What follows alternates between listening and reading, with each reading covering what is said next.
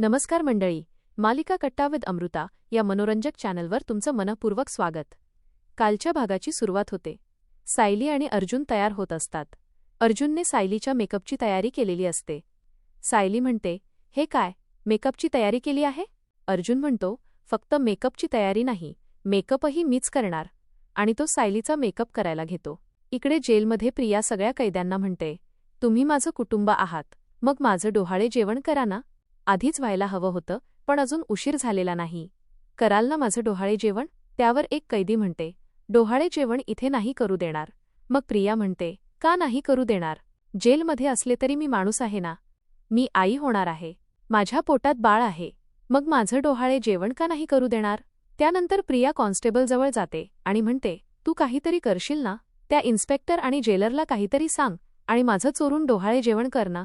Constable तिच्यावर रागाने ओरडते, पण प्रिया वेड्यासारखी हसू लागते आणि म्हणते, "चला सगळे तयार व्हा, प्रिया अश्विन सुभेदार यांचं डोहाळे जेवण होणार, तेही खूप थाटात होणार। सुभेदारांच्या सुनेचं कौतुक होणार." इकडे अर्जुन सायलीला छान तयार करतो। सायली म्हणते, "मी स्वतःला तुमच्या नजरेतून बघितलं की मी खूप सुंदर दिसते." अर्जुन म्हणतो, "तरीही तुला कळणार नाही की माझ्यासाठी तू किती सुंदर आहेस। फक्त तुझा चेहराच नाही तर तुझं मनही तितकंच सुंदर आहे." सायली हसत म्हणते, "बरं, मला सांगा, आज मी कुणासारखी दिसते? सायलीसारखी की तुमच्या तन्वीसारखी?"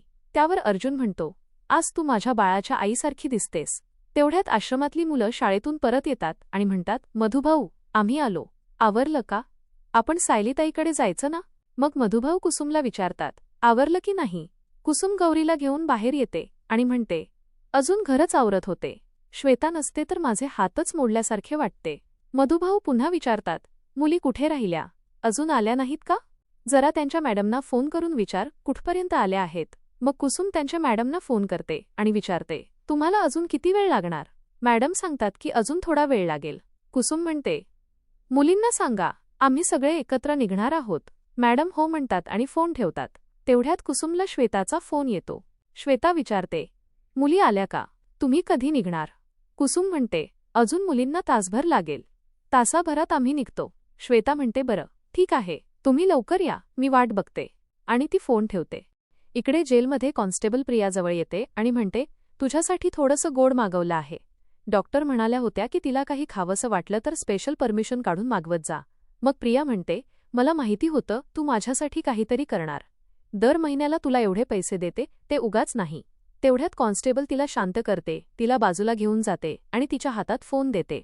त्यावर मेसेज आलेला असतो की मानसी आणि बाकीच्या मुली ट्रिपवरून परत यायला निघाल्या आहेत, तासाभरात पोहोचतील। हा मेसेज ती सचिनला फॉरवर्ड करते। मग प्रिया कॉन्स्टेबलकडे बघून म्हणते, "मी तुला सांगितलं होतं ते आणलंयस का?" कॉन्स्टेबल म्हणते, "हो, आणलं आहे." प्रिया म्हणते, "जा, लवकर घेऊन ये." इकडे सुभेदारांच्या घरी डोहाळे जेवणासाठी सगळे छान तयार झालेले असतात। तेवढ्यात प्रतापराव आणि पूर्णा आजी येतात। श्वेता सगळ्यांना चहा कॉफी देत असते। ती पूर्णा आजींनाही कॉफी देते आणि म्हणते, "तुम्हाला जशी आवडते तशीच कॉफी केली आहे." पूर्णा आजी आश्चर्याने म्हणतात, "अगं, कोण तू? तुला कसं माहिती मला कशी कॉफी आवडते?" त्यावर अस्मिता म्हणते, "अगं, ही श्वेता आहे, आजपासून ही स्मितला सांभाळणार आहे." पूर्णा आजी हसत म्हणतात, "स्मितला सांभाळणार आहे की मला? हिला तर आधीपासूनच माझ्या सगळ्या आवडीनिवडी माहिती आहेत." मग श्वेता म्हणते, "सायलीताईने मला सगळं अगदी नीट समजावून सांगितलं आहे." तेवढ्यात प्रतापराव म्हणतात, "अर्जुन आणि सायली अजून खाली नाही आले का? आम्हाला वाटलं मी आणि पूर्णा आल्यावर लगेच डोहाळे जेवणाला सुरुवात होईल." इतक्यात अर्जुन आणि सायली खाली येतात। त्यांना पाहताच चैतन्य म्हणतो, "शैतान का नाम लिया और शैतान हाजीर. असं मी म्हणणार होतो, पण सायली वहिनी सोबत आहेत म्हणून आता कसं म्हणणार?" अर्जुन हसतो।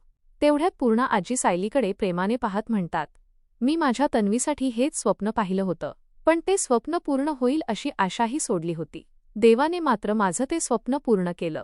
त्यापुढे भावूक होऊन म्हणतात, "तुझ्या पोटी जन्माला येणाऱ्या पतवंडाचं तोंड पाहिलं की मी डोळे मिटायला मोकळी." हे ऐकताच सगळे त्यांना म्हणतात, "पूर्णा आजी, असं बोलू नका." सायली त्यांच्याजवळ जाते आणि म्हणते, "असं नका म्हणू आजी, तुम्हाला अजून माझ्या बाळाला गोष्टी सांगायच्या आहेत. माझ्यावर जसे संस्कार केले तसेच त्याच्यावरही करायचे आहेत, आणि सगळ्यात महत्त्वाचं म्हणजे त्याच्या लग्नातही तुम्ही नाचायचं आहे." हे ऐकून पूर्णा आजी हसतात आणि म्हणतात, "बरं बाई, माझंच चुकलं, माझी तन्वी म्हणेल तेच खरं." तेवढ्यात फोटोग्राफर तिथे येतो। अश्विन त्याची ओळख करून देत म्हणतो, "हे आजचे आपले फोटोग्राफर." चैतन्य लगेच अर्जुन आणि सायलीकडे बोट दाखवत म्हणतो, यांचे जितके फोटो काढायचे आहेत तितके काढा. मग फोटोग्राफर दोघांचे वेगवेगळ्या पोजमध्ये फोटो काढायला सुरुवात करतो. चैतन्य हसत म्हणतो, अर्जुनने डोहाळे जेवणाच्या पोझेसचा एवढा अभ्यास कधी केला? त्यावर प्रतापराव म्हणतात, अरे त्यात काय एवढं? कल्पनाच्या डोहाळे जेवणाला मी हे सगळं केलं होतं. आता तर तुमच्याकडे इंटरनेटही आहे. चैतन्य म्हणतो, हो करेक्ट आहे. फोटो काढताना अर्जुन सायलीला विचारतो, तू दमली नाहीस ना? सायली म्हणते, नाही मी अगदी ठीक आहे. अर्जुन पुन्हा म्हणतो, दमलीस तर लगेच सांग. सायली हसत म्हणते, नाही पण आता मला खूप छान वाटतंय. तेवढ्यात अर्जुन श्वेताला म्हणतो, सायलीसाठी एनर्जी ड्रिंक आण. श्वेता लगेच एनर्जी ड्रिंक आणून देते. पण मनात म्हणते, तुम्ही दोघे जितका आनंद साजरा करायचा आहे तितका साजरा करून घ्या, कारण हा आनंद जास्त वेळ टिकणार नाही. दुसरीकडे जेलमध्ये प्रियाच्या डोहाळे जेवणाची तयारी सुरू असते. तिच्यासाठी सगळ्या कैदी मिळून खूप काही करतात.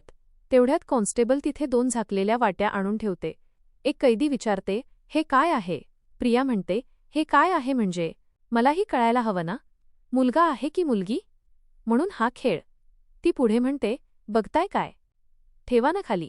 मग कॉन्स्टेबल प्रियाच्या डोळ्यांवर हात ठेवून एका वाटीत पेढा आणि दुसऱ्या वाटीत बर्फी ठेवून त्या वाट्या फिरवते आणि प्रियाला म्हणते, चल आता एक वाटी उचल. प्रिया सगळ्यांना विचारते, तुम्हाला काय वाटतं? मला मुलगा होईल की मुलगी? एक कैदी म्हणते, मुलगा. दुसरी म्हणते, मुलगी. हे ऐकताच प्रिया रागाने उठते आणि म्हणते, मुलगी कशी काय होईल? मला मुलगाच हवा आहे. सुभेदारांना वारस नको का? इकडे सायली आणि अर्जुन अजूनही फोटो काढण्यात रमलेले असतात.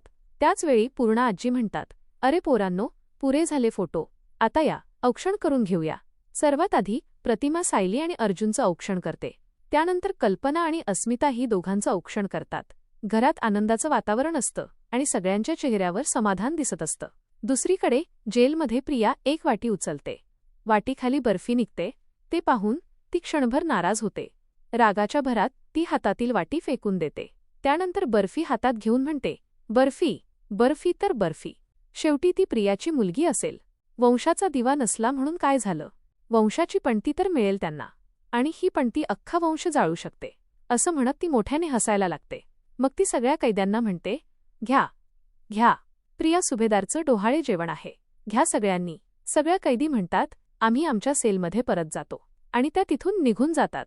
सगळे गेल्यानंतर प्रिया एकटीच म्हणते, सायली, हे सगळं खाऊन मी धष्टपुष्ट होणार आहे. म्हणजे तुझं स्वागत अगदी जंगी करता येईल. ये ये, किती मनापासून तुझी वाट बघते आहे. इकडे आश्रमात सगळे आपापली तयारी करत असतात. कुसुम गौरीला तयार करते आणि म्हणते, किती छान दिसतेस. मुलं विचारतात, आपण कधी निघायचं? मधुभाऊ म्हणतात, अरे त्या मुलींना तर येऊ द्या, मग आपण सगळे एकत्र निघू. तेवढ्यात काका म्हणतात, कुसुम, त्या मॅडमना सारखं सारखं फोन करून त्रास देणं बरं नाही वाटत. पण आता विचारायलाच हवं की अजून किती वेळ लागणार. कुसुम म्हणते, मी करते फोन. ती मॅडमना फोन करून विचारते, तुम्ही पोहोचलात का? मॅडम म्हणतात, हो आत्ताच पोहोचलो आहोत, अजून 10 मिनिटांत मुली घरी पोहोचतील. तेवढ्यात मानसी म्हणते, मॅडम मी बोलू का? मॅडम मानसीला फोन देतात.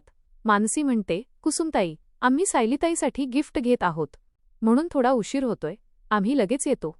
कुसुम म्हणते, बरं लवकर या, आम्ही सगळे वाट बघतोय. फोन ठेवल्यानंतर मॅडम मुलींना सांगतात, इकडे तिकडे भटकत बसू नका, सरळ घरी या. मुली हो म्हणतात आणि मॅडम तिथून निघून जातात. मग मुली सायलीसाठी कोणतं गिफ्ट घ्यायची याची चर्चा करत रस्त्याने घरी निघतात. पण तेवढ्यात अचानक एक व्हॅन त्यांच्या जवळ येते. काही माणसं जबरदस्तीने त्या सगळ्या मुलींना पकडून व्हॅनमध्ये टाकतात. मुली सुटून जाण्याचा खूप प्रयत्न करतात, पण ते सगळे त्यांना गाडीत बसवून घेऊन जातात. त्यानंतर तो माणूस सचिनला फोन करून म्हणतो, आपलं काम झालं, आपली व्हॅन मुलींना घेऊन निघाली आहे. हे ऐकून सचिन म्हणतो, ग्रेट, गुड जॉब. तो फोन ठेवतो आणि लगेच रडण्याचं नाटक करत म्हणतो, सायली सुभेदार, आपल्या आश्रमातल्या मुलींशी तू असं कसं वागलीस ग? आता जेलची हवा खायला तयार रहा. तेवढ्यात राकेश म्हणतो, त्या सायली आणि अर्जुनने माझ्या पप्पांना जेलमध्ये पाठवलं. आता त्यांनाही कळेल की माझे पप्पा जेलमध्ये काय सहन करत आहेत. पप्पा तर सुटतील, पण सायली आता पोक्सोखाली मरेपर्यंत जेलमध्येच राहील. इकडे सुभेदारांच्या घरी प्रतिमा म्हणते, सगळ्यात महत्त्वाचा कार्यक्रम, पेढा की बर्फी? ती सायलीला विचारते, सांग बरं, पेढा की बर्फी? अर्जुन विचारतो, पेढा निघाला तर मुलगा आणि बर्फी निघाली तर मुलगी? प्रतिमा म्हणते, हो. हे ऐकताच अर्जुन लगेच म्हणतो, सायली, बर्फी? बर्फी, मला मुलगीच हवी आहे.